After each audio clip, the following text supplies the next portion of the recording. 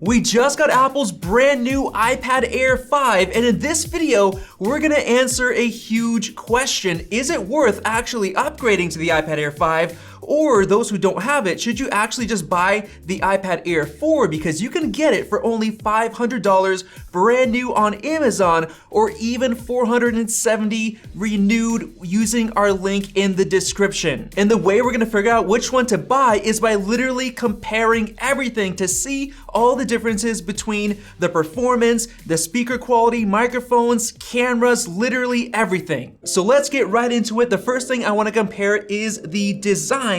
And obviously they look almost identical, and the only thing I see that's different is actually the iPad Air text on the new model compared to the old one, which just says iPad. Now going over to the top, they both have the same speaker grill layout, everything looks identical, and they both have the Touch ID power button, and I think they're both on the same standard. And then going over to the bottom, we have the same speaker grills. However, the new iPad Air 5 actually has a faster USB Type-C port. It's actually 10 gigabits per second compared to 5 on the old one. Now moving over to the front, the displays are actually identical, same resolution, same bezels, no differences in terms of brightness, but I am seeing a little bit of a difference in the camera sensor, which I'll get to in just a minute. Now both of these have 64 gigs of storage, but I am curious to see if there's a difference in terms of the storage speed. So let's go ahead and run Geekbench. And wow, this is actually a massive difference. In terms of the sequential read speed, it's 88% faster on the new iPad Air 5, but the write speed is insane, 3.3 times faster write speed. And in case you're wondering why it's that much faster, it's because the new one has the faster USB-C port, so it needs the extra storage speed. And another difference is actually the latency. That's 63% less latency with the new one. And now the next thing we're gonna be testing out is the speakers, because Apple usually ups the speakers with new models, especially on their iPhones. And we did notice that the iPad Pro speakers are much better, so let's go ahead and compare them.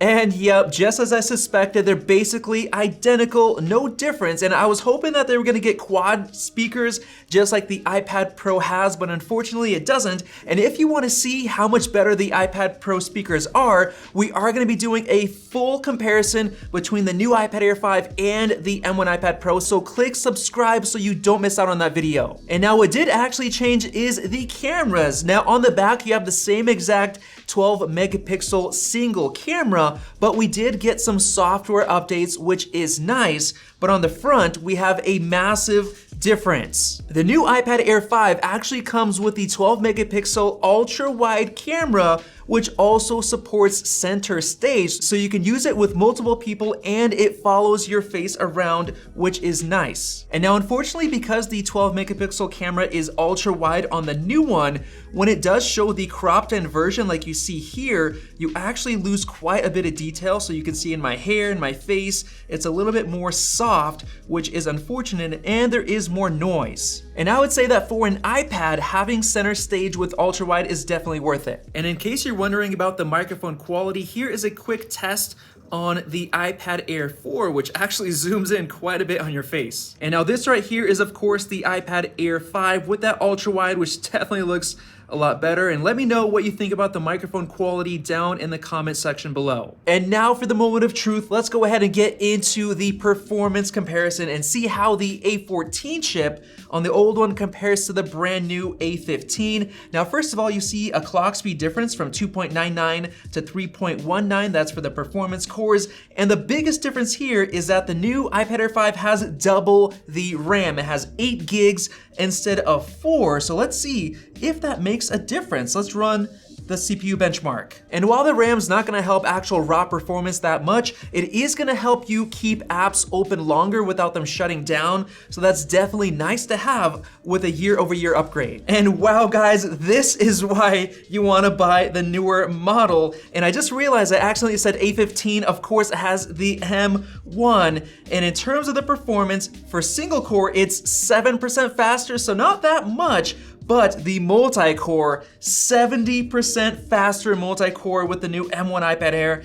That is just amazing. And the reason the single core score isn't that much different is because the M1 is based on the A14 cores, and that could actually be a downside because you have a lot more performance with the new model, but I think it has the same battery, so you might actually have a little bit less battery life, but I'd say the performance is definitely worth it. And now let's go ahead and do the graphics test. And look at that, we have our scores, and this is just so impressive because we're getting basically the power of an M1 Mac Mini or M1 MacBook Pro in this thin iPad Air. Yes, it is not throttled at all compared to the iPad Pro, so the Air is finally getting it, and it's 77% faster than the old iPad Air 4, so man, this is like upgrade worthy. And now moving on, I actually do want to test out some gaming benchmarks like GFXBench Metal, and I am going to do the 1440p Aztec Ruins high tier off screen test. All right, the test is done, and this is actually something I did not expect.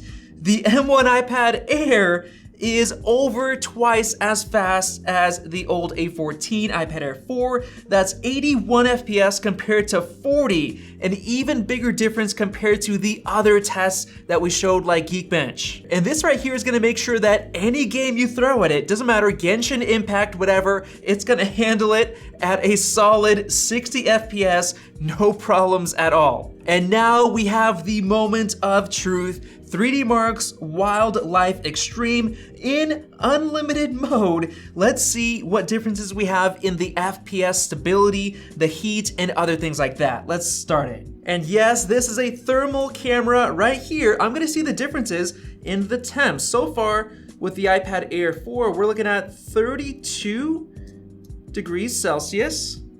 And the iPad, 35 degrees Celsius. It's definitely heating up faster. Look at that, still 32 over on the iPad Air 4. iPad Air 5, 36. It is definitely heating up and using that extra GPU performance. Oh, 33 right there on the iPad. 38 compared to 32, still 32, 33. Man, this thing is not heating up at all. 38, wow, just finished. All right, so the M1 iPad Air 5 is done, but we're still waiting on the old iPad Air. And bam, there we go. Basically 2 times more graphics performance in Wildlife Extreme. Even though it did heat up quite a bit, it still got that 2 times scaling, so no problems there, and it did not thermal throttle down, and the display did not dim. So with that said, the new M1 iPad Air 5 is definitely a lot faster than the iPad Air 4, but other than that, there aren't really that many differences. You have basically the same display, the same speakers. You do have the new USB-C port with the faster 10 gigabit per second speeds compared to 5, but not really that much has changed. And now that I've compared all of those different things, let's finally answer the original question. Is it worth buying the new iPad Air 5 for $600 or getting the old one for $500 or maybe even $470 renewed using the link in the description below? Well, to be completely honest, if you already have the Air 4, I would not upgrade at all. Yes, the performance is nice, but there is one major drawback to the new iPad Air 5, and that is the display. It is limited to 60 Hertz, yes, just like the old one, and to me that is a very big problem because you're not really able to use the extra M1 performance because we've been using the A14 chip in the iPad Air 4 and it runs basically any game that we tested just fine at 60 FPS, so no problems there. So all the extra performance you're getting with the M1, you don't really get to use like you do with the iPad Pro, which does have a 120 Hertz Pro Motion display, which makes a huge difference. So because of the 60 Hertz display on the iPad Air 5, I honestly don't think it's worth buying over the iPad Air 4 for a better deal, because you just can't take advantage of the M1 chip unless you're doing a lot of different tasks. And to be honest, spending $750 on the M1 iPad Pro is probably the better choice. So if you want to see that full comparison between the iPad Air 5 and the M1 iPad Pro, then go ahead and click the circle above to subscribe for more videos like this one, and check out one of those two right over there, including the Mac Studio Teardown. Thanks for watching, and we'll see you in the next video.